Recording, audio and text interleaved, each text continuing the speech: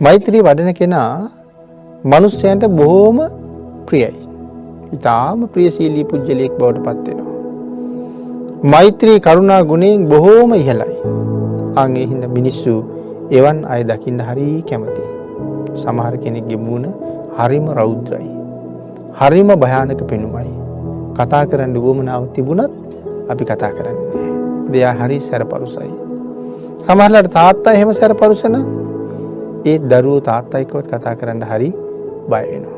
ඒ සැරපරුස බව නිසා.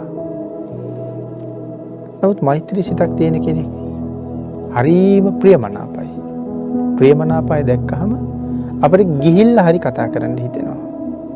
මේ මිනිස්සුත් එක්ක වචනයක් දෙකක් කතා කරන්න තිබුණොත් හරි හොඳයි කියලා හිතෙනවා. ඒ තරම්ම ප්‍රියමනාපයි. උතුම් ධර්මය. ඉතින් මේ කාරණාව මුකවන්නෝ විප්පසීදති කියන කතාවෙත් අපි සාකච්ඡා කරන්න ඕනේ. එතකොට මේ තරම් ප්‍රිය වුණේ පිළිතුර අපේ සිතුවිලි වල තියෙන පාරිශුද්ධත්වය නිසා. අපේ සිතුවිලි කොහේ උපදිනවද? භාග්‍යතුන් වහන්සේ දේශනා කරන හිත උපදින තැන. හෘද වස්තුවේ උඩ කුටීරේ අඩපතක් පමණ ලේ ධාතුව තියෙන තැනක.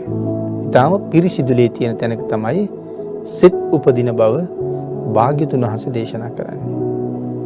හෘද වස්තුව කියලා කියන්නේ මේ ශරීරය පුරාම රුධිරය ගමන් කරන ප්‍රධාන තැන. හරිනේ රුධිරය පොම්ප කරන තැන. එතකොට මෙතන තමයි මේ සිත උපදින්නේ. එතන බොහොම ලස්සන ප්‍රසන්න සිතුවිලි උපදිනකොට මේ මුළු රුධිර ධාතුවම පිරිසිදු වෙනවා.